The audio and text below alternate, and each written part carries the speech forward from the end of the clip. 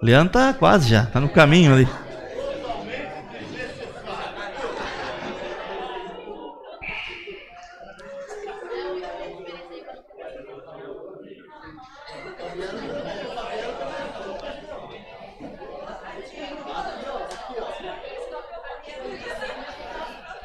Glória a Deus. Sejam bem-vindos. Vamos caminhar junto. Amém. Se acalmem, se acalmem. Calma, isso. Uma alegria muito grande, irmãos.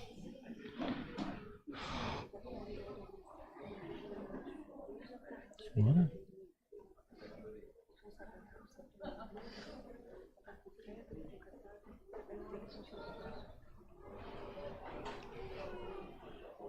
Irmãos, vamos levantar um clamor pela Aurora, a filhinha do Júnior.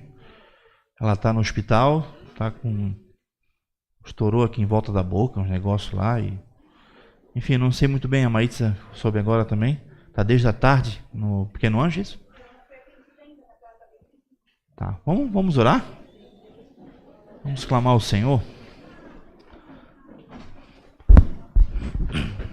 Senhor, nós queremos como igreja clamar agora pela família do Júnior, Senhor, e da Vitória, orando agora especificamente pela Aurora, Senhor Deus, que está agora lá no Pequeno Anjo. Não sabemos qual é a enfermidade dela ao certo, Senhor Deus, qual é a origem, qual é o motivo dela estar assim, mas nós cremos que Tu és um Deus de cura, um Deus poderoso, que reverte qualquer quadro, seja ele impossível ou possível para a medicina, Senhor. Nós cremos, nós vimos, Pai, com nossos próprios olhos, o Teu operar em nosso meio, Pai. Por isso nós queremos orar agora, mediante a Tua palavra, a fé que temos, Senhor Deus, na Tua verdade, na Tua palavra, declarando sobre a vida da Aurora, Senhor, a cura do Senhor. Que o Senhor venha restaurar o físico dela, livrar ela de todo o mal, Senhor Deus.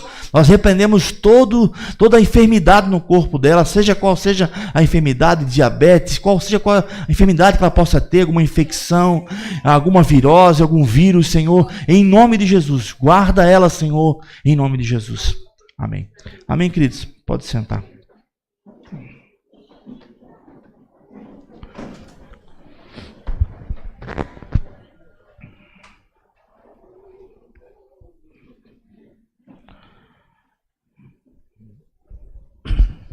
Antes de eu ministrar a palavra,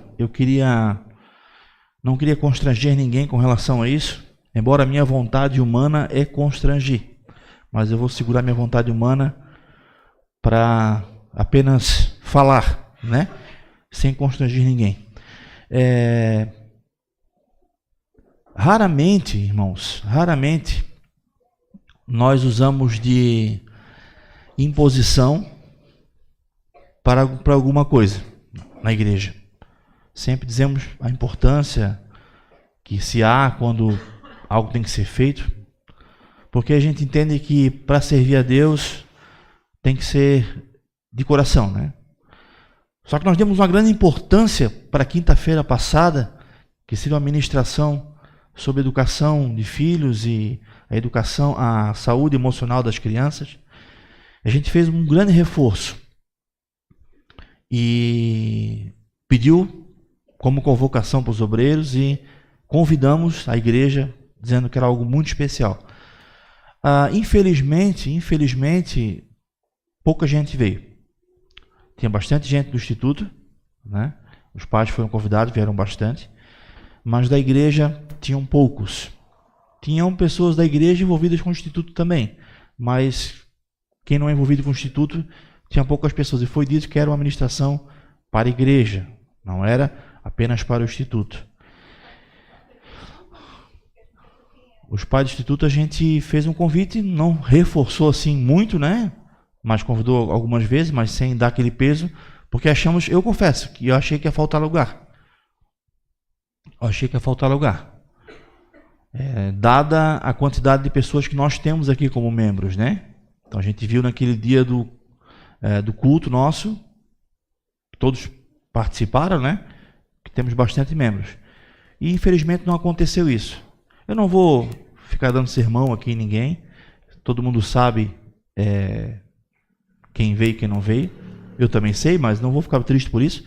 Mas eu quero só dizer a você, irmão, que que não veio, de repente porque não teve um motivo justo. Eu sei que essa palavra motivo justo é muito... vai da coração de cada um, né? Mas quando é algo importante, a gente cancela a coisa para fazer. A gente acha que é importante. Então, se o seu compromisso foi incancelável, tudo bem. Mas se você não fez força, eu creio que para você não foi importante. E foi um momento muito especial que nós precisávamos ter. Então, como a gente tem um coração grande, né? Foi gravado, está no YouTube, para quem quiser ver. Mas não é a mesma experiência estar aqui no dia. Então, quem não veio, pelo menos, por favor, assista no YouTube. Não sei, está liberado no YouTube? Eu acho que está, né? Está, né? Então, quem não veio, pelo menos assista. A gente não divulgou que ia ser gravado justamente para não ter esse negócio. Ah, não, então eu vou ver em casa e tal. Né? Para que todos estivessem aqui. Mas assista, porque é muito importante. Que depois, quando você... Deus queira que não, mas vier a ter um problema futuramente, chorar não vai resolver. Então, os cuidados têm que ser feitos antes. Então, peço aos irmãos, né? E aqueles que não vieram por algum motivo justo e nem sequer avisaram, gente, isso é falta de respeito, tá? Falta de respeito com a liderança da igreja, que tanto se empenha para dar uma educação cristã de qualidade. Então, pelo menos, uma justificativa, né, deveria ter dada. Isso para qualquer coisa, tá? Então, é saudável justificar, pastor, não posso ir ao culto, ou não precisa ser para mim, pode ser para o seu líder de ministério, enfim. Então, fica essa dica, irmãos. Se empenhem em buscar ao Senhor e aproveitar as oportunidades que Deus tem nos dado, que são muitas. Deus tem nos dado muitos tesouros, que temos poder nos enriquecer em conhecimento, em graça de Deus. Então, não perca a próxima vez. Amém? Vamos ter no mês que vem, no semestre que vem, eu acho, novamente. Então, peço que seja diferente essa postura. Amém? Vamos à palavra de hoje, então, queridos. Eu quero que você abra comigo a Bíblia em Lucas, capítulo 12, versículo 35.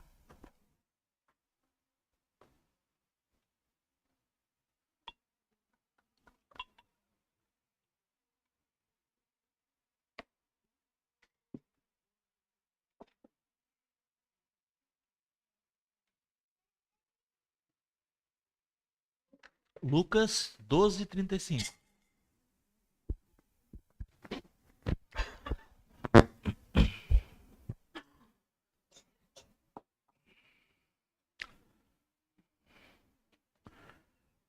Estou usando hoje, como sempre, a versão NVI.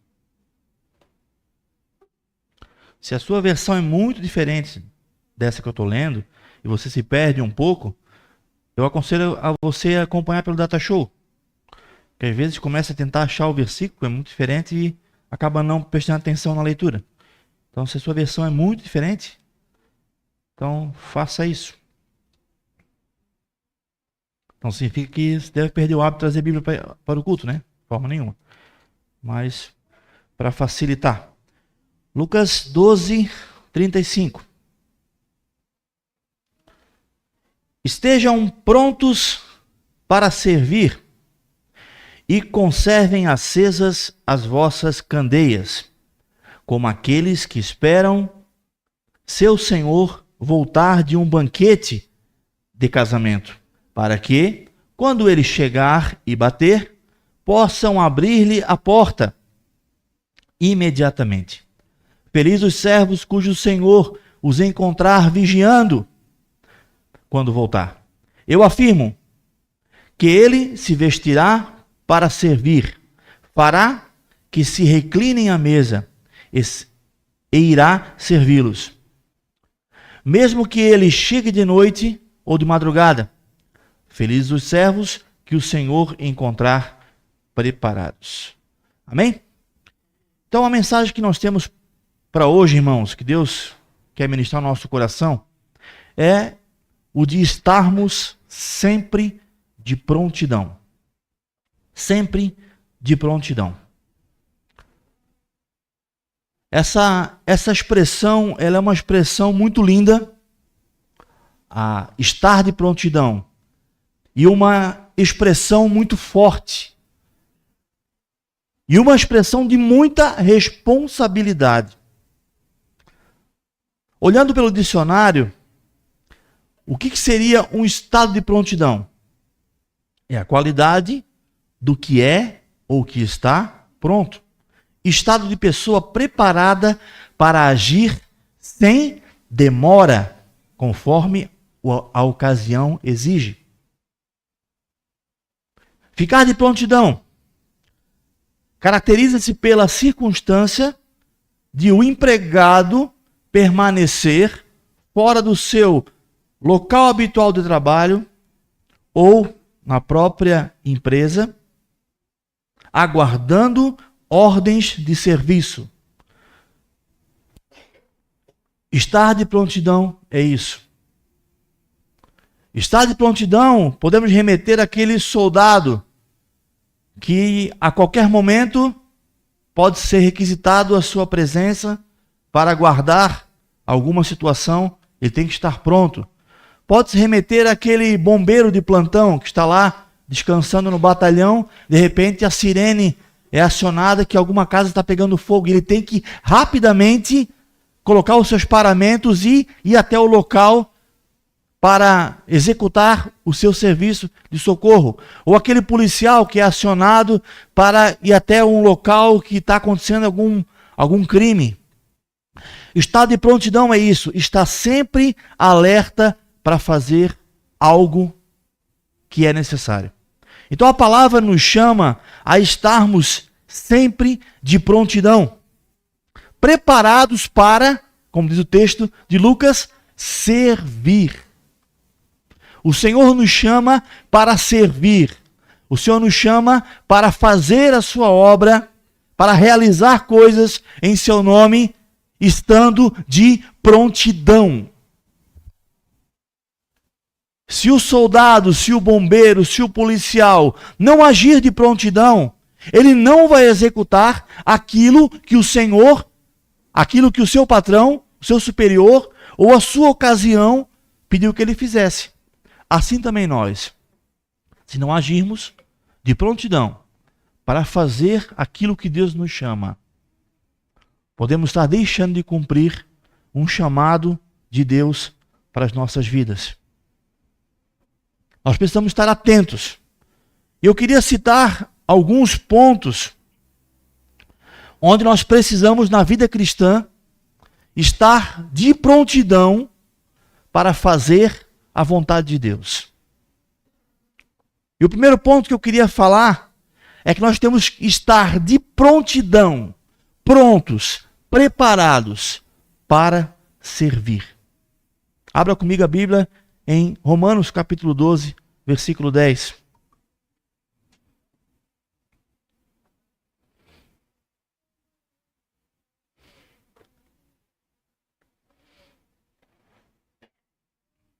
Não sei como é que vocês estão aí, mas eu tô com calor aqui. Ah, tá desligado. Por isso. Xande.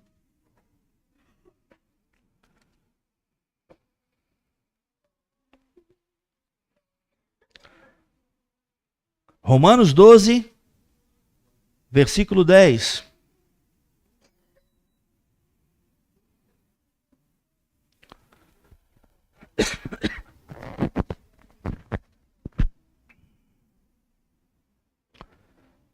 Do 10 ao 13. Dediquem-se uns aos outros com amor fraternal. Prefiram dar honra aos outros mais do que a vocês. Nunca falte a vocês o zelo. Sejam fervorosos no espírito. Sirvam ao Senhor. Alegrem-se na esperança. Sejam pacientes na tribulação. Perseverem na oração. Compartilhem o que vocês têm com os santos em suas necessidades. Pratique a hospitalidade. Está pronto para servir. Deus nos chama para servir. Deus nos chama para estender a mão àqueles que necessitam.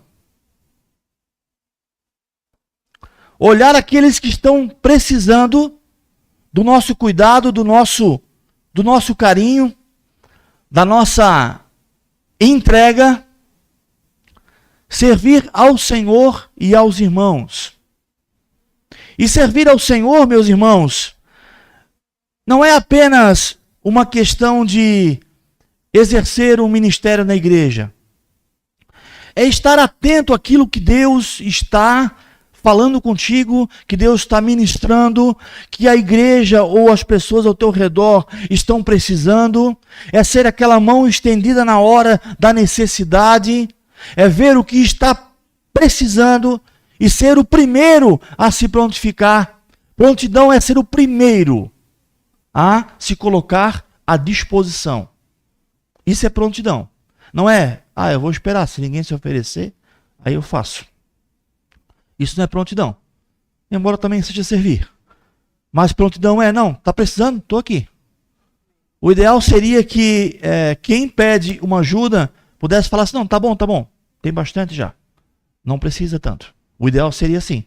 Mas muitas vezes, não é assim. Talvez temos que pedir, falar para que algo aconteça. Então a prontidão fala nisso. Precisou? Estou à disposição para servir em amor aqueles que necessitam da minha ajuda. O versículo 10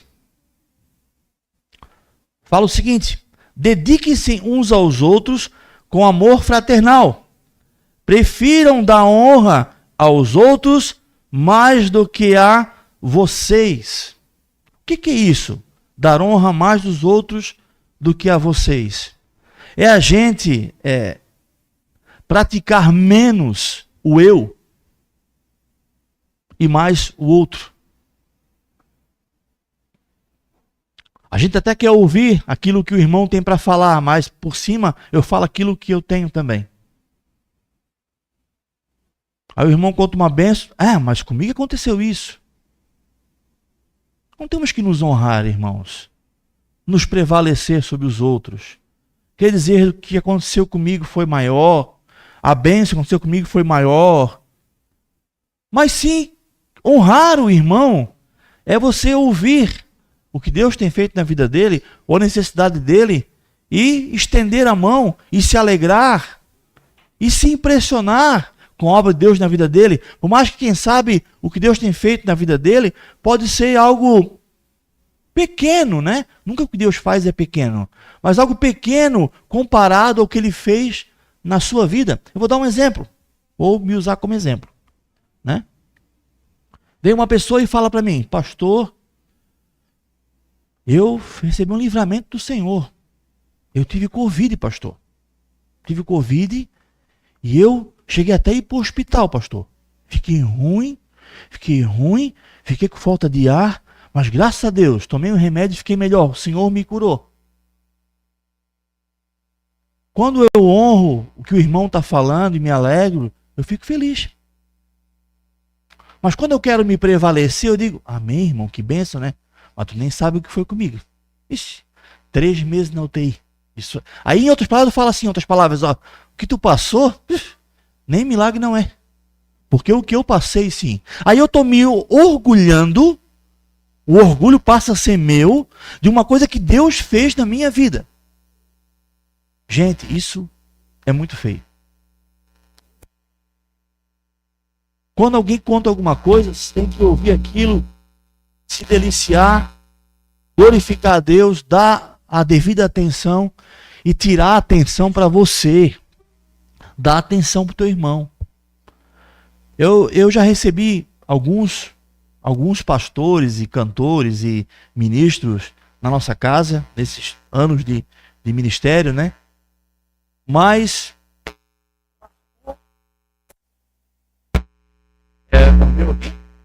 pode chegar.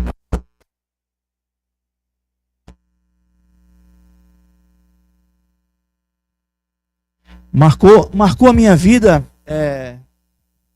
Só um pouquinho de retorno para mim, por favor. Marcou a minha vida agora em abril, quando nós recebemos o pastor Daniel de Souza. aqui em Itajaí, na comunidade Amar. E ele foi lá em casa, e tivemos um tempo com ele e tal, e já quando ele veio ano passado, já foi assim. Gente, ele não fala dele. Ele se interessa pela gente. Então eu não vi ele falar o que fez, o que não fez.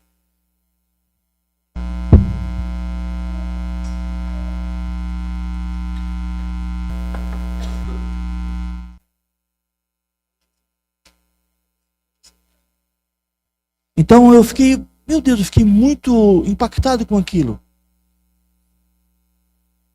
E olha que ele é um homem experimentado no ministério, tem muita coisa para contar, conhece muita gente conhecida mesmo, desses conhecidos do meio evangélico, né, meio cristão, mas ele se interessava pela gente.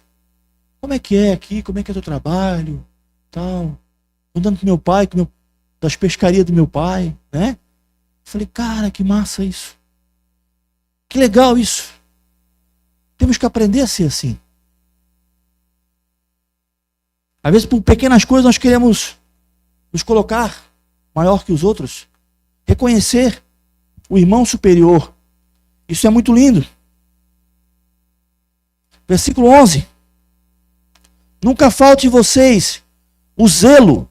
Sejam fervorosos no espírito. Sirvam ao Senhor. Ser fervoroso no espírito. Tem que ter fogo de Deus ardendo no nosso coração para fazer a obra de Deus. Porque se não tiver o fogo de Deus queimando no nosso coração, meu irmão, tudo vai ser peso. Tudo vai ser dificultoso.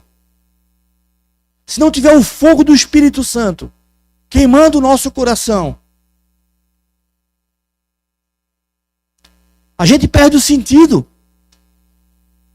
A gente perde o sentido do que é servir. E tudo passa a ser difícil. Eu falo isso para a glória do Senhor. Glorifica Deus pela vida da Meire. Hoje ela mandou mensagem para mim. Ela me agradeceu pela confiança. Deixar ela fazer o bazar. Eu falei, meu Deus. Eu que te agradeço, Meire. Pelo teu zelo e cuidado em fazer a obra do Senhor. O fogo não pode deixar de queimar no nosso coração. Nosso espírito tem que estar fervoroso em fazer a obra de Deus. Glória a Deus, eu vou para o culto hoje, vou cultuar o meu Deus. Eu vou trabalhar para o Senhor, vou cuidar do carro, vou ficar no estacionamento, vou cuidar das crianças, vou servir ao Senhor, vou ajudar no bazar. Glória a Deus. Quando o espírito é fervoroso, quando nós estamos com o coração queimando, não tem espaço para murmuração. Mas quando agimos com murmuração, é sinal que nós não estamos com o coração ardendo por servir ao Senhor. Nós precisamos estar prontos, de prontidão, para servir ao Senhor. Versículo 13. Compartilhem o que vocês têm com os outros em suas necessidades. Aleluia. Compartilhar o que nós temos, meu irmão. Olhar qual é a necessidade. A necessidade hoje, quem sabe, é eu mobilizar e ajudar no bazar. Eu vou lá e vou ajudar. A necessidade hoje é ajudar uma família que está na necessidade de comprar um medicamento para o seu filho, que é caro, ela não consegue comprar. Eu vou mobilizar, eu vou ajudar. Quem sabe a necessidade seja a enfermidade de alguma pessoa, para eu me dedicar em oração, para interceder por aquela pessoa. Eu vou fazer isso. Eu vou estar tendo empatia com o meu próximo. E sempre quando precisar, eu vou estar de prontidão. É para orar? Vamos orar.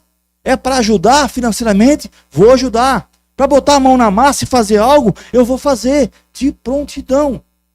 Servir ao Senhor de prontidão. Fazer a obra do Senhor. É o celeiro do amor que está vazio de prontidão. Eu vou me organizar. Eu sei que muitos esquecem, né? Eu também esqueço. Mas tem no coração, não. Eu vou botar um lembrete, eu vou, enfim, não, se eu não trouxer num culto, trago no outro, porque está precisando. Os irmãos já pediram, está vazio ali. Está de prontidão para fazer a obra de Deus. E versículo 13. Final do versículo 13. Pratiquem a hospitalidade. O que é ser hospitaleiro? É abrir a minha casa para receber alguém. É, quem sabe, abrir minha casa para um grupo de oração, grupo caseiro. É abrir minha casa para discipular alguém pela palavra. Eu dedicar um tempo para compartilhar a palavra. Quem sabe eu ensinar algo do dia a dia para alguém. Abrir a minha vida, a minha casa para isso. A Bíblia fala em Tito capítulo 2, que as mulheres mais velhas ensinem as mais novas nos tratos de dona de casa, as coisas cotidianas. Irmãs mais experientes, vou dizer mais velhas, né? Vão brigar comigo depois no final do culto. As irmãs mais experientes, ensinem as mais novas a fazer um almoço, de repente cuidar da casa. Então, ser hospitaleiro é abrir a nossa casa para isso. É acolher, quem sabe, um missionário que veio passar um dia na igreja. É oferecer uma refeição para alguém. Isso é ser hospitaleiro. Precisamos servir também dessa forma. Segundo ponto, que temos que estar em prontidão. Prontidão para contribuir. 2 Coríntios, capítulo 8, versículo 7. Você que está em Romanos, já é o próximo livro. Tem 1 e depois 2 Coríntios.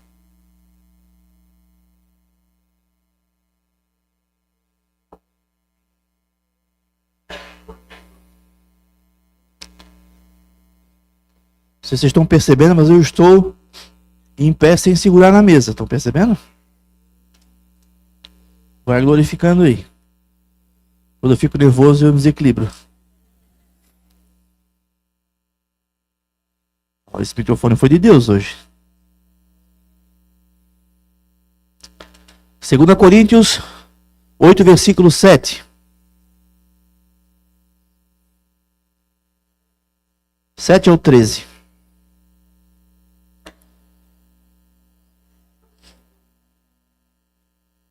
Todavia, é isso mesmo.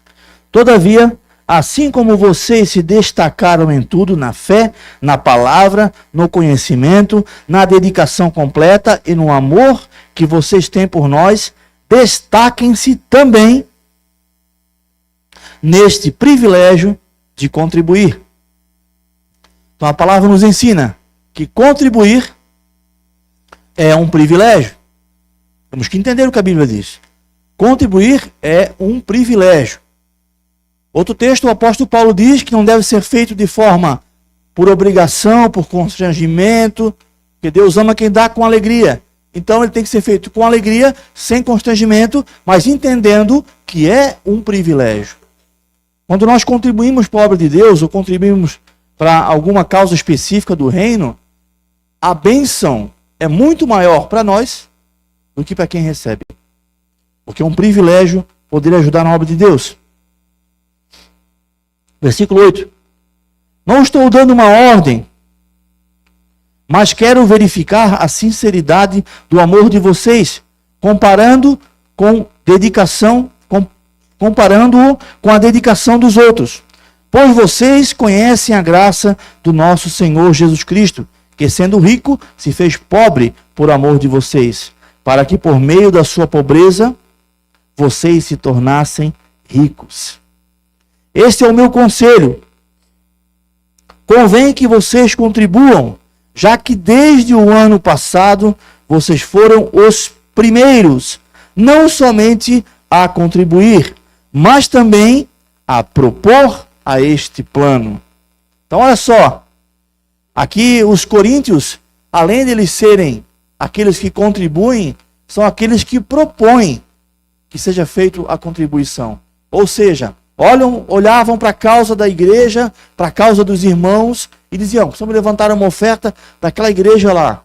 Estou passando necessidade. O próprio povo se mobilizava a fazer isso. Então, o nosso privilégio de contribuir tem que ser não somente quando é pedido, mas nos motivar a fazer algo por alguma causa.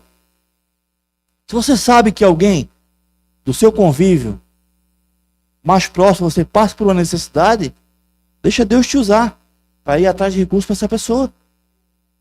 Nós aprendemos muito isso na comunidade da Marra do São Vicente. Muito, muito. Era muito comum. Geralmente era o tio Marquinhos que fazia isso, né? Ele ia com um caderninho do nosso lado e dizia: ó, tal irmão precisa construir uma casinha de madeira. E aí, quanto é que tu pode ajudar? Ah, tanto. Ele é no outro. Já dizia assim: ó, tu eu sei que pode dar um pouquinho mais, né?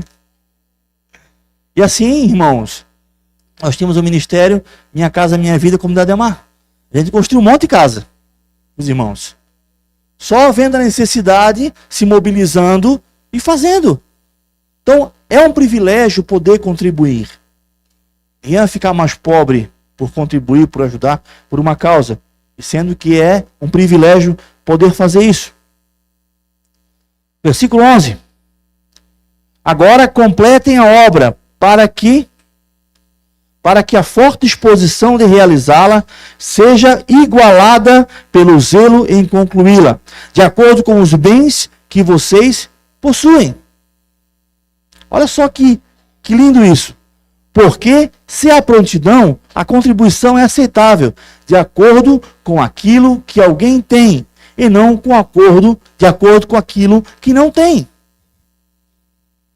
Nós vemos muito distorcido hoje em dia a questão da contribuição, porque muitas vezes é feito o contrário que a Bíblia diz, né? É por constrangimento e por pressão.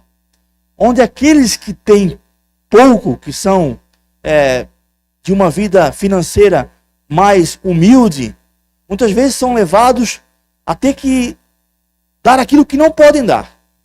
Essa é uma verdade. A verdade é que esse tema torna-se até uma extorsão no meio da igreja. Só que a Bíblia nos ensina que cada um dá de acordo com as suas condições. Aquele irmão que pode ajudar um pouco mais, ele precisa. É isso que a palavra está ensinando. Mas o que acontece às vezes é que aqueles que às vezes podem mais, fecham o coração para isso. E não pode ser assim. Nós precisamos estar de prontidão para servir na proporção das nossas condições. Se Deus te abençoou e você hoje tem uma condição financeira melhor, abençoe mais o reino. Abençoe mais as pessoas. Esteja atento àqueles que estão precisando. Estenda a mão, faça isso. Isso é generosidade. Prontidão para contribuir. Prontidão para servir com as minhas finanças também. Versículo 13. Nosso desejo é que outros, não é que outros sejam aliviados enquanto vocês são sobrecarregados, mas que haja igualdade.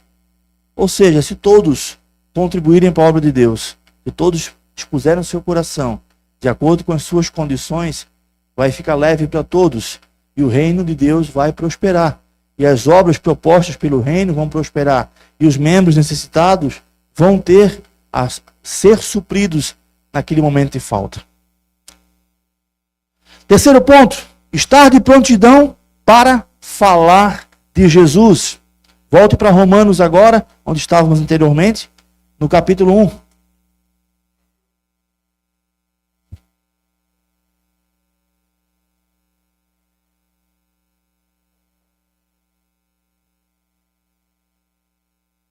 Romanos 1,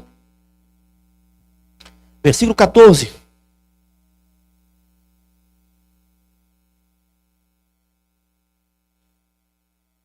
Sou devedor, tanto a gregos como a bárbaros, tanto a sábios como a ignorantes. Por isso estou disposto a pregar o evangelho, tanto a vocês, também a vocês que estão em Roma. Não me envergonho do evangelho, porque é o poder de Deus para a salvação de todo aquele que crê. Primeiro o judeu, depois o grego. Estar de prontidão para pregar o evangelho. Estar de prontidão para anunciar. Ter esse sentimento de ser um devedor. No sentido de pregar o evangelho. Eu sou um devedor a graça do Senhor, o perdão do Senhor me alcançou. Eu preciso levar às pessoas esse evangelho. Estar de prontidão para pregar o evangelho. Quando tiver uma oportunidade, ou quando não tiver oportunidade também. Falar do amor de Deus. Estar à disposição para orar pelas pessoas. Eu sempre falo sobre isso. Se alguém pede para você, eu estou doente, assim, está difícil, tal, ofereça uma oração. Geralmente ninguém nega a oração. É difícil. Ore pela pessoa. Fale do amor de Jesus. Fale da cruz de Cristo. Ministre uma oração sobre ela. Fale do evangelho do Senhor. Não podemos ter vergonha. Olha o que fala o versículo 16. Não me envergonho do evangelho, porque ele é o poder de Deus para a salvação. Não posso ter vergonha de Cristo, irmãos. Não posso ter vergonha da palavra de Deus, da obra de Deus, do que ele fez na minha vida. Eu tenho que pregar o evangelho. Quarto ponto. Pronto para assumir a fé. E quem vai falar isso é o próprio Pedro, que ele não assumiu a fé. Quando perguntaram para ele se ele conhecia aquele Jesus que estavam lá interrogando. Ele vem nos ensinar a ter essa prontidão para assumir a nossa fé. 1 Pedro capítulo 3.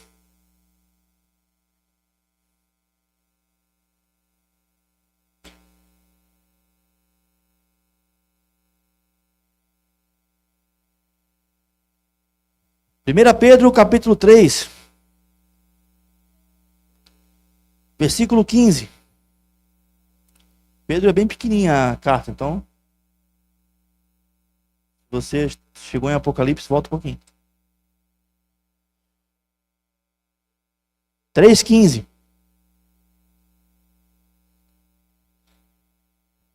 Antes, santifiquem a Cristo como Senhor em seu coração. Estejam sempre preparados, sempre de prontidão, para responder a qualquer pessoa que pedir a razão da esperança que há em vocês. Contudo, façam isso com mansidão, com respeito, conservando a boa consciência, de forma que os que falam maldosamente contra o bom procedimento de vocês, porque estão em Cristo. Então, irmãos, a palavra nos ensina que nós temos que ter convicção, primeiramente, do nosso novo nascimento. Estar convicto. E com essa convicção, dar testemunho da nossa fé. Diga para os seus amigos, hoje eu sou convertido. Ah, virou para crente? Tá, chama como tu quiser, né? Mas hoje eu conheço Jesus. Ah, vem cá, toma essa comigo, tá lá. Não, já não estou mais nessa. Hoje eu conheço a palavra de Deus.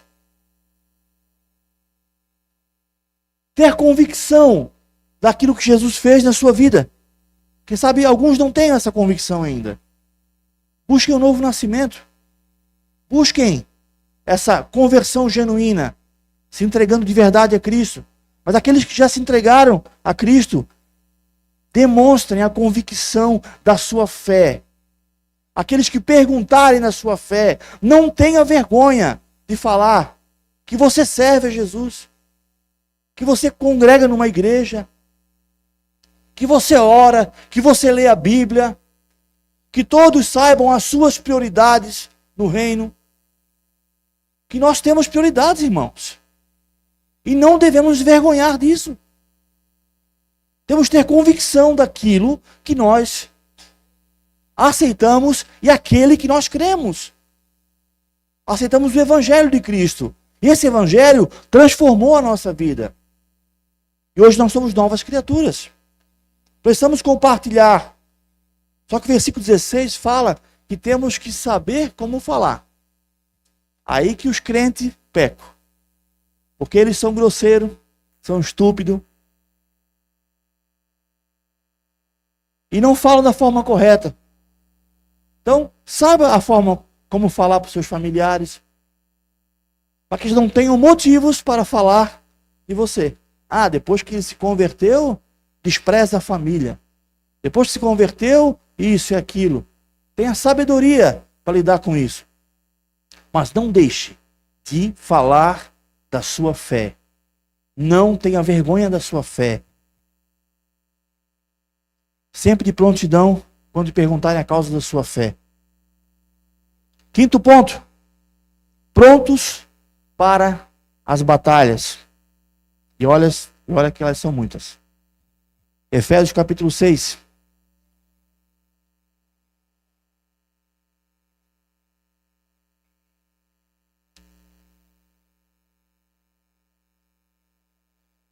Gálatas fica depois de 2 Coríntios, tá?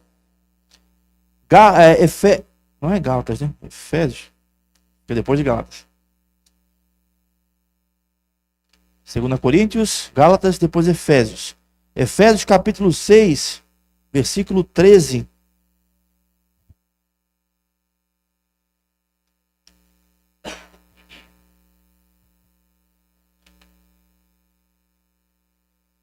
Ou 18. Por isso, vistam toda a armadura de Deus, para que possam resistir no dia mau e permanecer inabaláveis, depois de terem feito tudo. Assim, mantenham-se firmes, cingindo com o cinto da verdade, vestindo a couraça da justiça e tendo os pés calçados com a prontidão do evangelho da paz. Além disso, usem o escudo da fé, com o qual vocês poderão apagar todas as setas inflamadas do maligno. Usem o capacete da salvação e a espada do Espírito, que é a palavra de Deus. Orem no Espírito em todas as ocasiões, com toda oração e súplica. Tendo isso em mente, estejam atentos e perseverantes na oração por todos os santos. A Bíblia nos diz, irmãos, que para nós suportarmos as lutas, precisamos estar preparados, revestido com toda a armadura de Deus. Precisamos ter o capacete, o escudo, a couraça, a espada, que são símbolos da nossa fé. A nossa mente, o evangelho de Cristo, a salvação de Cristo em nossa mente sempre. A fé como nosso escudo, a palavra como a nossa arma. Para vencermos as tribulações, para vencermos as batalhas espirituais que nós passamos, para vencermos as tentações, nós precisamos estar com a armadura de Cristo. E não pensa, meu irmão, que essa armadura de Cristo aqui é um mantra, tá? Ela é um pensamento positivo. Ah, estou colocando agora o escudo. Estou colocando o sapato agora. Ó, amém, estou com o sapato. Irmão, isso é vida. Essa armadura do cristão aqui é vida. A pregação do evangelho é vida. Eu tenho que pregar o evangelho, falar de Cristo. O capacete da salvação é o meu dia a dia. Lembrar que Cristo me salvou. A obra que Ele fez na minha vida é o dia a dia. Isso não se faz com uma oração. Vamos usar uma expressão pouco conhecida, né? Como oração de guerra. Agora eu vou fazer oração de guerra. Vou botar o capacete agora. Vou botar o calçado. Aí acabou o culto, eu tiro a roupa toda, deixo aqui na igreja e vou passar a minha semana. Não é isso, não.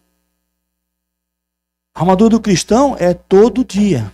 Porque todo dia vai levantar uma dificuldade para você vencer. Todo dia vai vir uma batalha. Você vai estar preparado. A palavra vai sempre estar na sua mente.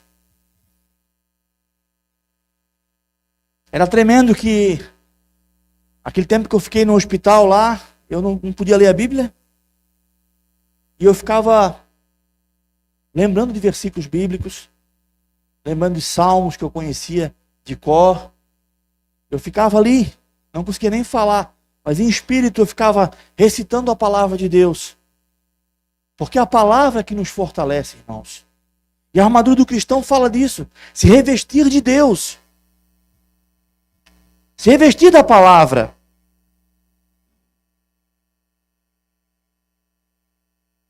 Sexto ponto. E esse ponto não é uma realidade para nós hoje. Não é uma realidade. Mas um dia pode ser. Por isso, nós temos que ter uma predisposição para estar em prontidão para isso. Para outros irmãos, é uma realidade. Para nós, não. Atos 21, versículo 13. Pronto para morrer, se preciso.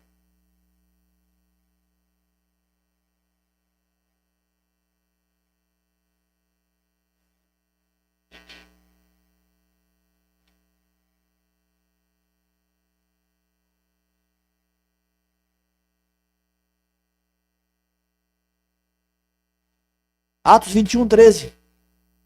Versículo apenas. Então Paulo respondeu: Por que vocês estão chorando e partindo o meu coração? Estou pronto não apenas para ser amarrado, mas também para morrer em Jerusalém pelo nome do Senhor Jesus. Aqui Paulo está visitando os irmãos e ali se levanta um profeta, profeta Ágabo, e lá ele profetiza a respeito que o dono daquele cinto que ele segurava na mão seria amarrado e seria torturado, falando de Paulo. Seria torturado em Jerusalém. E Paulo fala, os irmãos começam a dizer: Não, Paulo, não vai. Não vai não, Paulo. Olha só, o Senhor está falando aí, através do profeta Ágabo. Fica com a gente, Deus está avisando. E Paulo falou: Ei, gente, isso? Não, eu vou. Eu estou disposto não só a apanhar, mas a morrer por Cristo. E nós vimos a história de Paulo pelas cartas e pelo próprio livro de Atos, que ele foi aprisionado, que ele foi chicoteado, que ele foi maltratado, foi liberto em alguma circunstância lá em Atos 16, onde o Senhor abriu o cárcere para ele sair, embora ele não tenha saído, né? As cadeias se abriram. Em outras ele não foi solto e ficou lá. Ele falou: Estou disposto não somente a sofrer, mas disposto também a morrer. Então não é uma realidade nossa, irmãos, hoje no Brasil. Mas temos que ter uma fé predisposta a fazer isso se for necessário. Temos que entender que o Evangelho que Cristo nos traz o desafio de seguir é um evangelho desafiador que nos faz renunciar à nossa vida. E quando eu falo vida, muitas vezes também a nossa vida de verdade mesmo. Tem gente morrendo pelo evangelho, cristãos morrendo pelo evangelho no mundo. Isso é uma realidade, tá, irmãos? E tem aumentado muito, muito, muito a perseguição aos cristãos no mundo. Então temos que estar predispostos a isso. Se formos pressionados pela nossa fé a deixar a Cristo, se preciso, dar a vida. Espero que não venhamos apressar a passar por isso. Mas se algum de vocês, algum dia, vier a precisar, lembre dessa verdade. Não podemos negar a Cristo. Não podemos negar a fé. Amém? Sétimo e último ponto. Prontos para ressurreição. 8? É?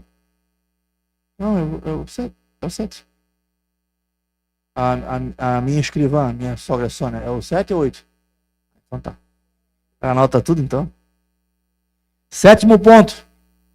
Pronto para a ressurreição ou para o arrebatamento. 1 Tessalonicenses, capítulo 4.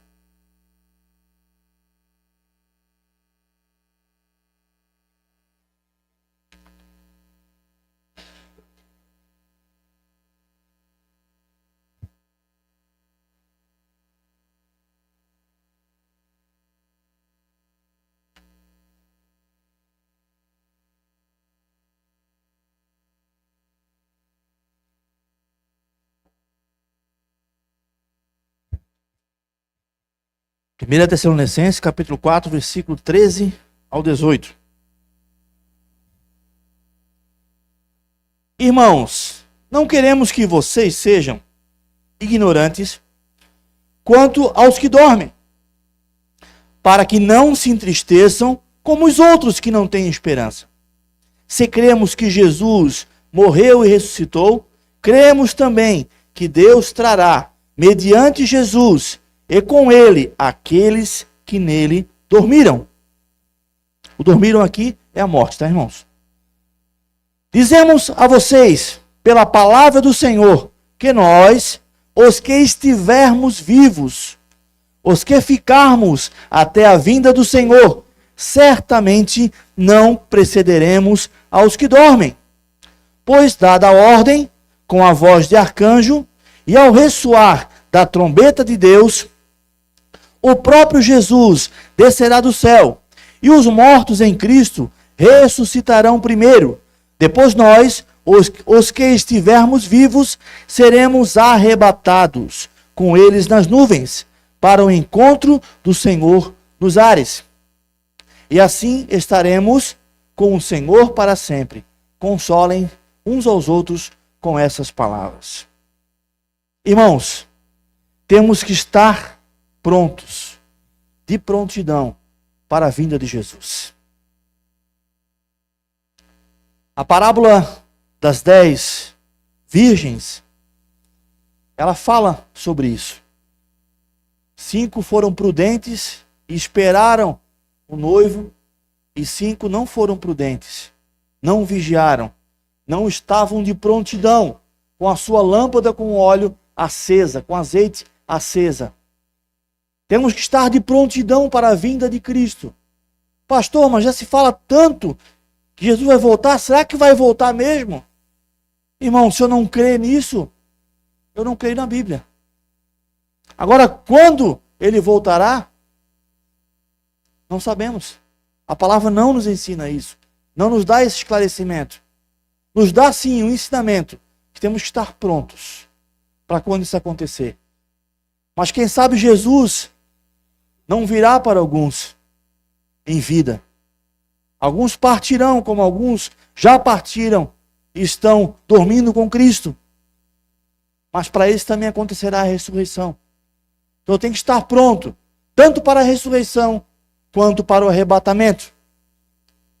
A diferença é que quando eu estou pronto para o arrebatamento, eu estou aguardando em vida. E com relação à ressurreição, o meu prazo de estar preparado em prontidão é até o momento que eu partir. Dali para frente, não tem mais como ter aí uma repescagem, não tem como aí fazer, né? Como é que fala no linguagem de futebol, repescagem mesmo, né? Não tem como fazer aí uma segunda chance, alguém fazer umas orações por mim, acender umas velas no cemitério, para iluminar meu caminho para a luz. Não tem, gente. A Bíblia é bem clara, Hebreus 9, 27. Ao homem está ordenado morrer uma só vez. Depois disso vem o juízo. Ponto final. Não tem mais nenhuma chance após a morte. E uma coisa é certa. Quem sabe, nem todos aqui serão arrebatados. Mas uma coisa é certa. Todos aqueles que não forem arrebatados passarão pela morte. E tanto a ressurreição quanto o arrebatamento é um estado que nós precisamos estar de prontidão. Firmes, perseverantes, guardando a fé. Assim como o apóstolo Paulo disse, guardando a fé. Guardando aquilo que aprendeu, aquilo que foi ensinado pela palavra, aplicando na sua vida. Estar de prontidão, como um soldado, esperando a ordem do seu Senhor. E ao tocar a trombeta, assim como num quartel, quando toca a trombeta, todos os soldados ficam de prontidão. Assim como quando tocar a última trombeta, na vinda de Cristo, aqueles que estiverem dormindo se levantarão como exército. Os seus corpos serão transformados. Aqueles que nem têm mais vestígio do seu corpo serão transformados num corpo glorioso. Como isso? O que vai acontecer? De que forma vai ser isso? Não sei, Deus pegou do barro e fez o homem. Então, isso aí é o de menos, irmãos. A verdade é que nossos corpos serão transformados. Recebemos um corpo de glória semelhante ao corpo de Jesus. E aqueles que estiverem vivos aqui, com seu corpo debilitado, porém não em decomposição, também serão transformados na semelhança do mesmo corpo daqueles que serão ressuscitados e encontrarão o Senhor nas nuvens. Isso é verdade bíblica, irmãos. Isso aqui não é conto do avô, da avó, não é conto de uma parábola bíblica, uma alusão. Isso é verdade. Nós subiremos com Cristo. A igreja subirá. A igreja estará com o Senhor, seja por arrebatamento ou por ressurreição. Mas para isso, temos que estar de prontidão, guardando a nossa fé, guardando aquilo que nós aprendemos pela palavra. Precisamos estar firmes, irmãos. Entendemos com tudo isso que nós aprendemos essa noite, que servir a Cristo, estar de prontidão, é muito mais do que congregar numa igreja.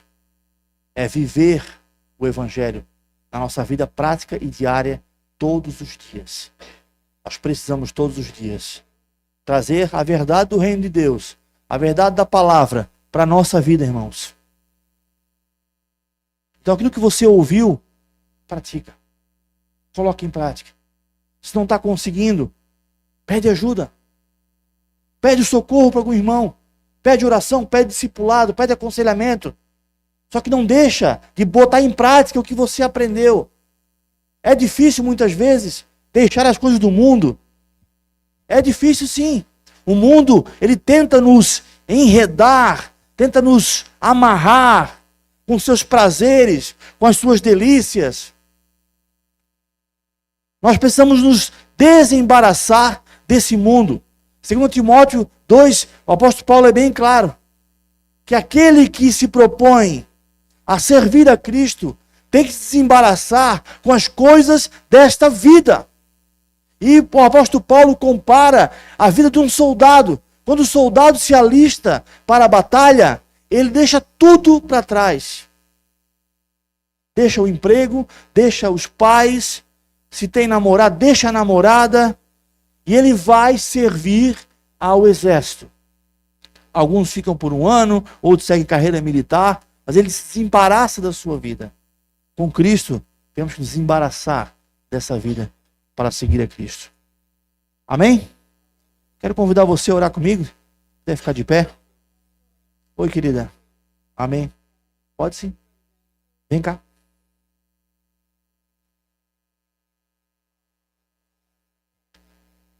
Aqui, irmã Silvia, por favor. Não. Nem eu sou digno. Não. Pode vir, querida.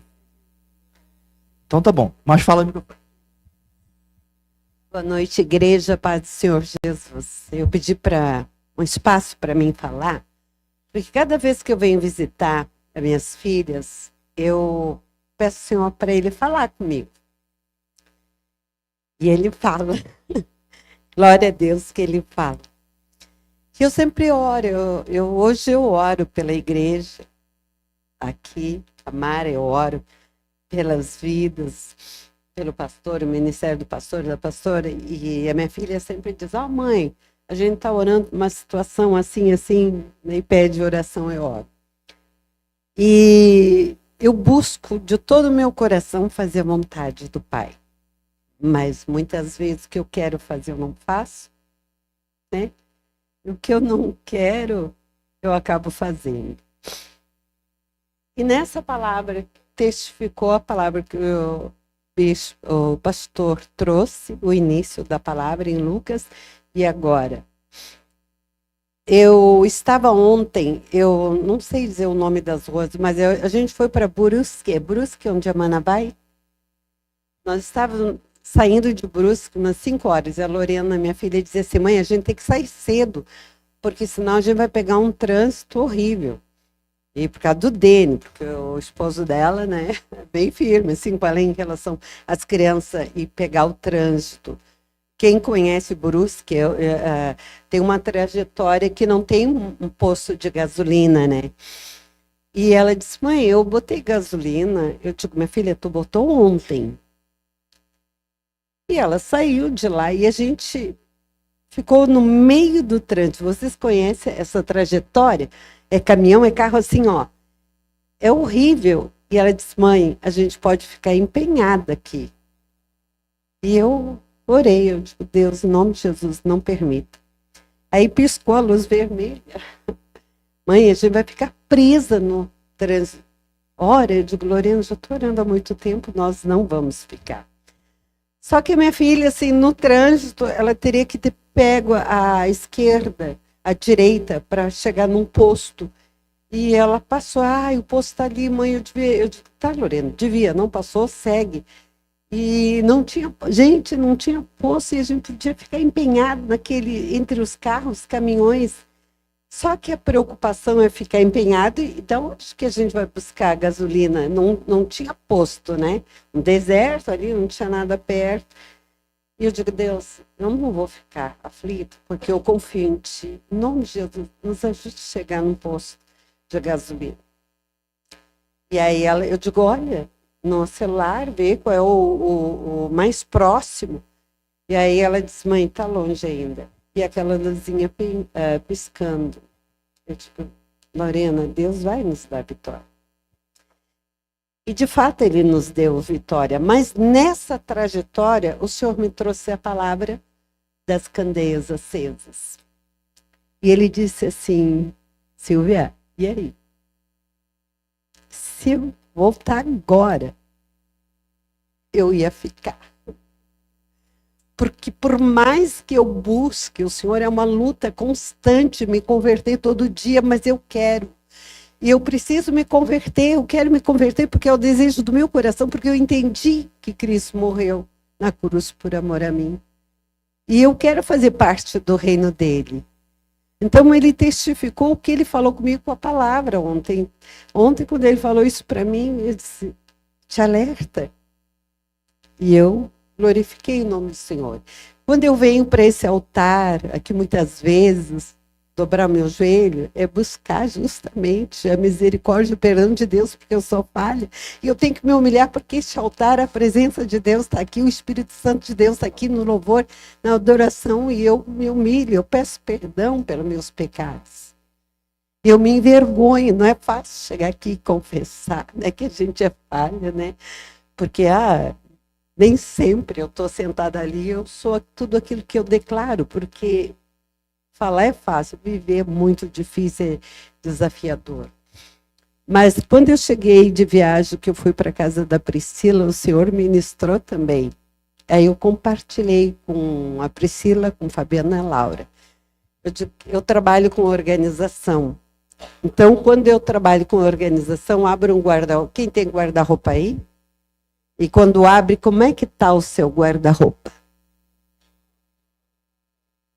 E o meu guarda-roupa, eu tenho mania de manter ele organizado, porque se eu não manter, eu não me acho. Mas, muitas vezes a gente abre o nosso guarda-roupa, a gente nem se acha, não sei, né? Mas não tem tempo de arrumar, tu não gosta, sei lá. Mas muitas vezes é assim que nós estamos por dentro. Aparentemente estamos lindos, maravilhosos, sentados aí ouvindo a palavra. Mas será que realmente a gente está recebendo e permitindo Deus botar ordem no nosso interior? Será que a gente está permitindo? Eu estou buscando isso com toda a força da minha alma, não está sendo fácil, porque eu vivo buscando essa palavra em Efésios 6:10, revestir com a armadura espiritual do cristão, porque eu tenho muitas lutas. Porque quando a gente está buscando fazer a vontade de Deus, a gente vive uma luta, a gente é perseguido mesmo. E eu não quero ficar. Eu sei que o Senhor me chamou para fazer parte do reino dele.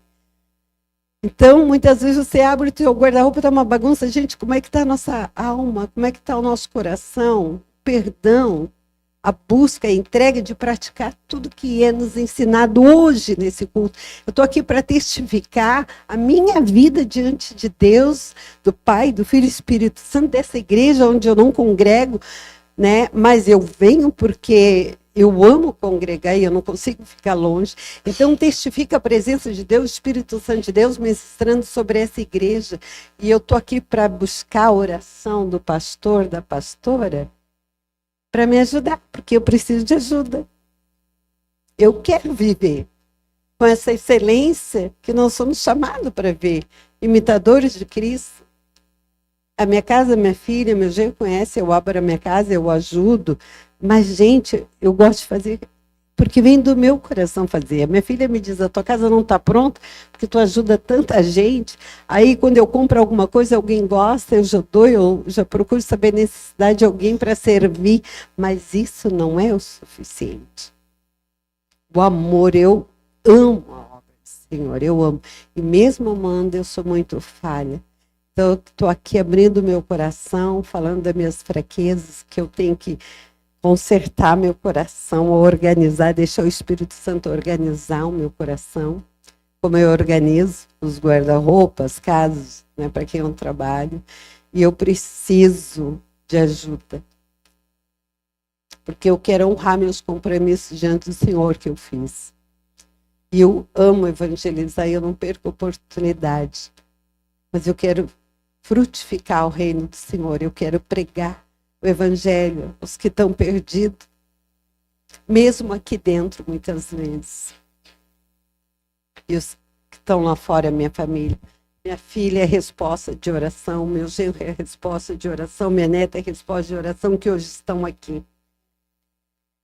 A minha filha, eu continuo orando pelo meu genro. Gente, essa aflição de ficar empenhada no meio do caminho, no meio do trânsito, ainda saber que minha filha poderia chegar em casa e ouvir um monte do esposo dela. Eu orei muito para que isso não acontecesse. Eu creio que Deus já me deu vitória. Então, eu não poderia te falar, pastor, sobre o quanto Deus representa na sua vida, o Espírito Santo, que testifica, porque eu recebi essa palavra, esses testemunhos que eu dei aqui, do que Deus está ministrando na minha vida, porque às vezes, será que Deus está aqui? Será que Deus fala sempre? Talvez aquela palavra não vai fazer uso dela amanhã, depois, mas vai chegar um momento que você vai estar com a palavra do Senhor, que é a espada para a nossa vida, para orar e interceder. Né, pastor? Amém? É isso que eu queria compartilhar. Então, orem por mim, por favor. Que o Senhor derrame amor no coração de vocês, porque eu preciso. Amém? Vamos orar então, irmãos. Vamos ficar de pé.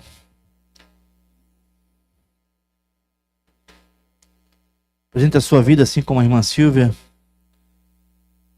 confessou aqui a sua falha. Também ao Senhor, apresente a sua falha, a sua incredulidade, a sua falta de fé, a sua falta de firmeza, de prontidão, mediante ao que a palavra nos ensinou essa noite. Ore com fervor, ore com fé. Nós te apresentamos nossas vidas, Pai, nessa noite. Irmã Silvia, que aqui abriu seu coração. Cada amado que está aqui nessa noite, que ouviu a Tua palavra, Senhor, nós queremos agora nos derramar diante de Ti, Senhor Deus. Nos abrir diante de Ti, nossas fraquezas, nossas dificuldades, Pai, em muitas vezes ser obedientes à palavra, sermos firmes, sermos constantes, Senhor. Nós pedimos a Tua capacitação do Espírito Santo. Sem o Senhor, nós nada conseguimos. Sem o Senhor, nós não conseguimos vencer as dificuldades, as lutas que se levantam, as batalhas. Precisamos do Teu fogo no nosso coração. Precisamos do Teu poder, Espírito Santo, sobre nós.